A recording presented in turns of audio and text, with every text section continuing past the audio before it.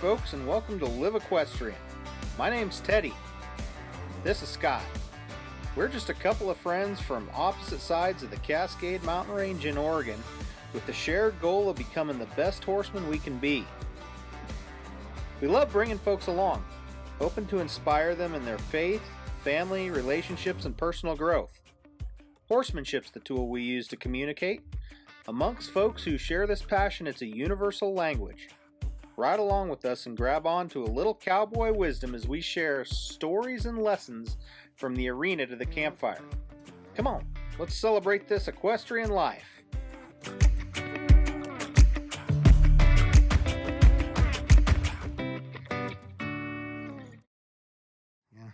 Howdy folks, hey, we were just out here messing around California on this little hackamore trip, and look at this cool thing that we found. I think this is a choya. I think it's one of them jumping choyas that get your horse sometimes. Remember the unbranded, when they got that one on the horse's nose and they had to pull it off with the Leathermans and that horse pawed that kid down the face?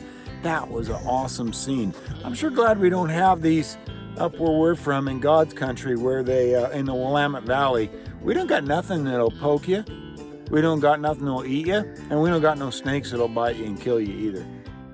Well, folks, as Scott and I motored around the California countryside collecting opinions and ideas on what it takes to make a good hackamore horse, one of the places we were really excited to go was Weldon, California, to visit with Mr. Pat Puckett. Now, Pat was generous enough to share some top-notch advice, tips, tricks, and ideas related to the hackamore.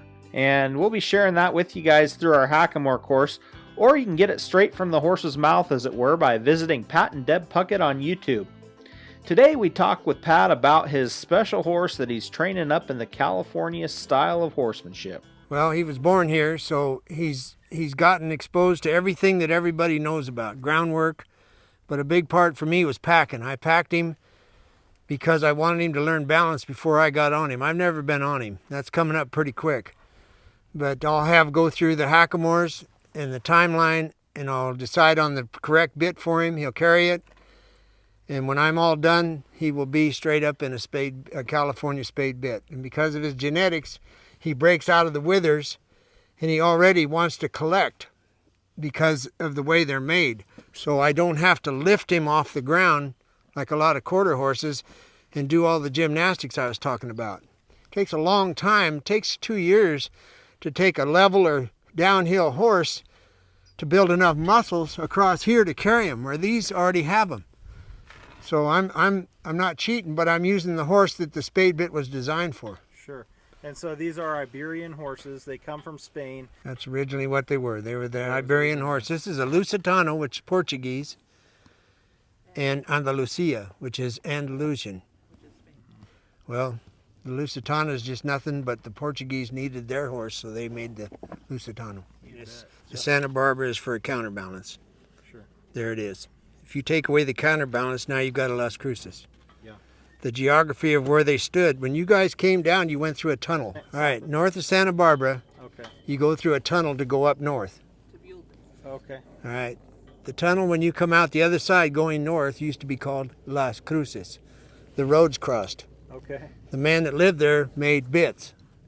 That's where the word Las Cruces came from.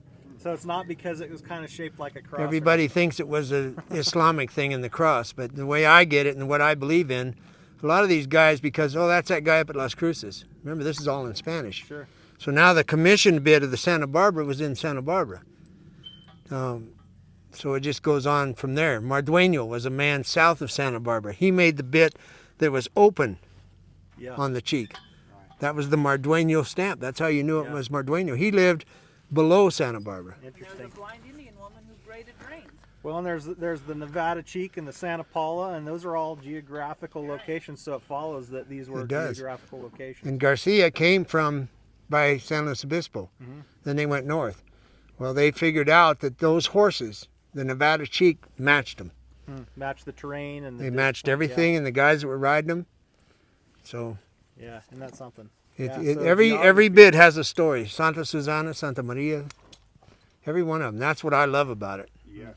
And there again, if you don't know how to read, learn to read. Then you can make a spade bit horse. If you can't breathe or read, I don't think you can do it. I honestly don't. Because you've got to feel it. Yeah. You've got to feel it to know and appreciate this. Now, I've been called traditional a lot. Well, okay. I'm glad. Yeah. However, I can load a semi. There you go. Thank you. And you were able to read to figure that out too, probably. 50 years of punching cows figured that out. Yeah. But, all right. All right. Well, folks, thanks for checking this video out on Live Equestrian, and certainly get over, check out Pat and Deb Puckett's videos on YouTube. Hey, and thank you for making the effort, because this, my friends, has not been done. Yeah. You're documenting something very special. Yeah. And it'll we be feel long that. forever. So thank you. Yeah. Well, thank you.